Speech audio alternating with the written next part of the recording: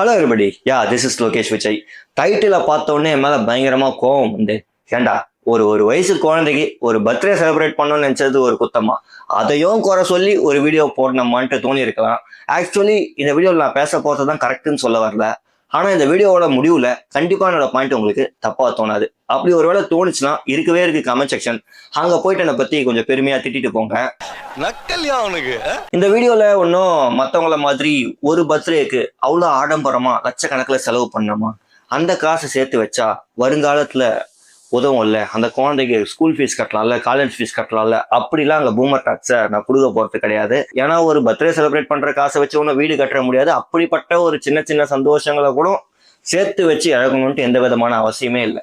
இப்படியும் சொல்றேன், அப்புறம் எதுக்கு தாண்டா பர்த்டே செலிப்ரேட் பண்ண வேணான்னு சொல்றேன்னு நீங்க கேட்டீங்கன்னா, நான் இந்த பர்த்டே செலிப்ரேட் பண்ணவே வேணான்னு சொல்லலை. ஒண்ணுமே தெரியாத அந்த குழந்தைக்கு ஒரு வயசுல பர்த்டே செலிப்ரேட் பண்றேன்ற பேர்ல அந்த குழந்தைய கஷ்டப்படுத்த வேணான்னு தான் சொல்றேன்.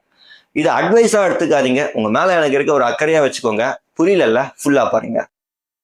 ஒரு பர்த்டே செலிப்ரேஷனை இமேஜின் பண்ணுங்க. ஒரு பெரிய பார்ட்டி ஹால், எதிர் வீடு பக்கத்து வீடு, அக்கம் பக்கம், சொந்தம் பந்தம் இப்படின்னு ஒரு 200 பேர் அங்க இருக்காங்க. ஒரு பக்கம் பிரியாணி ரெடி ஆகுது, இன்னொரு பக்கம் பாப்கார்னு பஞ்சு மிட்டாய் எல்லாம் கொடுத்துட்டு இருக்காங்க.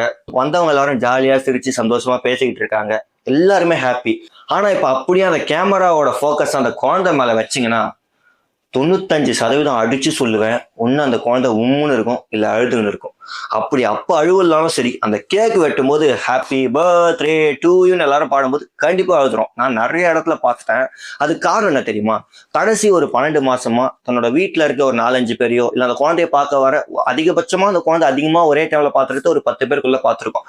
ஆனா இப்படி ஒரே டைம்ல கண்ணு முன்னாடி ஒரு 200 பேரு 100 பேர் இருந்து அவ்வளோ ஒரு சத்தத்தை கேட்கும் போதே அந்த குழந்தை அன்கம்ஃபர்டபுளா ஃபீல் பண்ணிடுது. அதையும் தாண்டி அந்த குழந்தைக்கு ஒரு ட்ரெஸ்ன்னு ஒண்ணு போடுவாங்க பாத்தீங்களா, அந்த குழந்தையோட வெயிட் அதிகமா இருக்கும். அதுவும் பெண் குழந்தைன்னா சொல்லவே தேவையில்லை. இப்படி இருக்கும்போது அந்த குழந்தை ஹாப்பி கிடையாது, வந்தவங்க எல்லாரும் ஹாப்பி. ஆனா இது யாருக்காக பண்றாங்க? அந்த குழந்தைக்காக. ஆனா நீங்க யாருக்காக இதெல்லாம் பண்றீங்களோ ஒரு கட்டத்துல அவங்களுக்கே அது பிடிக்காம போயிடுவாங்க பாத்தீங்களா, அதான் நடக்குது. ஸோ அந்த குழந்தைக்கு ஒண்ணுமே தெரியாத டைம்ல இவ்வளவு செலவு பண்றது அந்த குழந்தைய அன்கம்ஃபர்டபுளா ஃபீல் பண்ண வச்சு அழ வைக்கிறதுக்கா? நீங்க சொல்லலாம், ஓகே ஃபர்ஸ்ட் பர்த்டே செலிப்ரேட் பண்றது இப்போ ஒரு கல்ச்சரா மாறிடுச்சு, அதுல என்ன தப்புன்ட்டு. அது தப்பு சொல்லலை. ஆனா எப்போ அது ஒரு குழந்தைக்காக பண்றோம் இல்ல நம்ம சந்தோஷத்துக்காக பண்றோன்றதை தாண்டி ஈகோவா மாறுதோ அங்கதான் இங்க பிரச்சனையே. இப்போ ஒரு அப்பர் மிடில் கிளாஸ்னு வச்சுக்கலாம், ஒரு 80,000 இருந்து 1,00,000 மேல சம்பாதிக்கிறவங்க அப்படின்னா அவங்களாம் ஒரு பர்த்டே செலிப்ரேட் பண்றது ஒரு பெரிய விஷயமே கிடையாது, ஈஸியா பண்றுவாங்க. ஆனா இப்போ இது ஈகோவா மாறினதுனால என்ன பிரச்சனைனா, அவன் பண்ணிட்டான், இவன் பண்ணிட்டான், இவெல்லாம் அவன் குழந்தைக்கு பர்த்டே செலிப்ரேட் பண்ணிட்டான், நான் பண்ணாம விட்டா அது அசிங்கமாயிடாதா? அவன் சிக்கன் பிரியாணி போட்டானா போடு, நான் மட்டன் பிரியாணியா போடுறேன். அவன் கேசரி போட்டானா நான் பிரெட் அல்வா போடுறேன். அவன் சிக்கன் 65 போட்டானா நான் பெப்பர் சிக்கன் போடுறேன்ட்டு இதுக்குள்ள ஒரு போட்டி ஆகுது. அதனாலேயே இந்த ஈகோனாலேயே என்ன பண்றான்னு பாத்தீங்கன்னா, தன்னோட குடும்பத்தோட பினான்சியல் சோர்ஸை தாண்டி லட்சக்கணக்கில் வெளியே கடன் வாங்க வேண்டியது, அந்த கடனை கட்டுறதுக்கு அடுத்த பல வருஷத்துக்கு ஓட வேண்டியது. ஆனா இவ்வளோ கஷ்டப்பட்டு இதெல்லாம் பண்ணி கடைசியில அந்த குழந்தை அழுவுறதுக்கு இப்படி ஒரு பர்த்டே ஃபங்க்ஷன் தேவையான்னு தான் நான் கேட்கறேன்.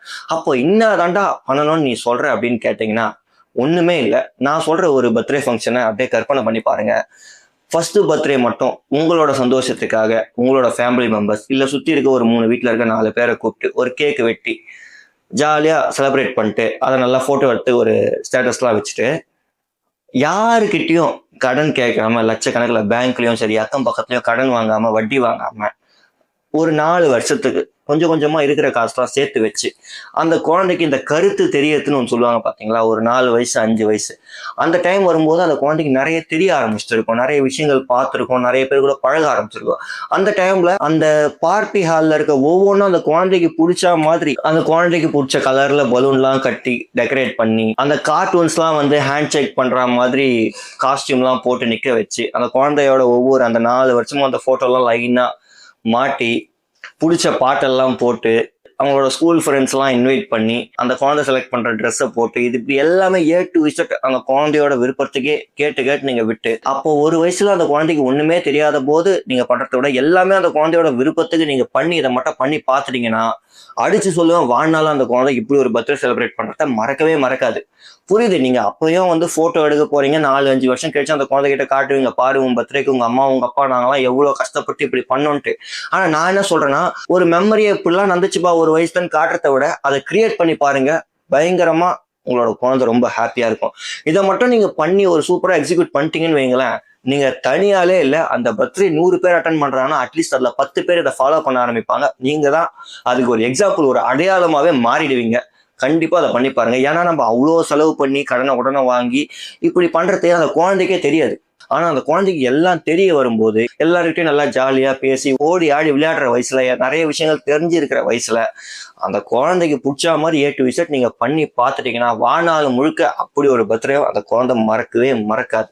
ஸோ ஸ்டார்டிங்ல சொன்ன மாதிரி தான், பர்த்டேவே இங்க வேணான்னு சொல்ல, பர்த்டேவை செலிப்ரேட் பண்ண வேணாம்னு சொல்ல. ஒரு வயசுல ஒண்ணுமே தெரியாத அந்த குழந்தைக்கு அவ்வளோ செலவு பண்ணி பண்றதை விட 4 வயசுல ஓரளவுக்கு கருத்து தெரிஞ்சிட்ட பிறகு அந்த குழந்தையோட விருப்பப்படி அந்த குழந்தைக்கு பிடிச்ச மாதிரி அந்த பர்த்டே செலிப்ரேட் பண்ணா பயங்கரமா இருக்கும் தான் நான் சொல்றேன்.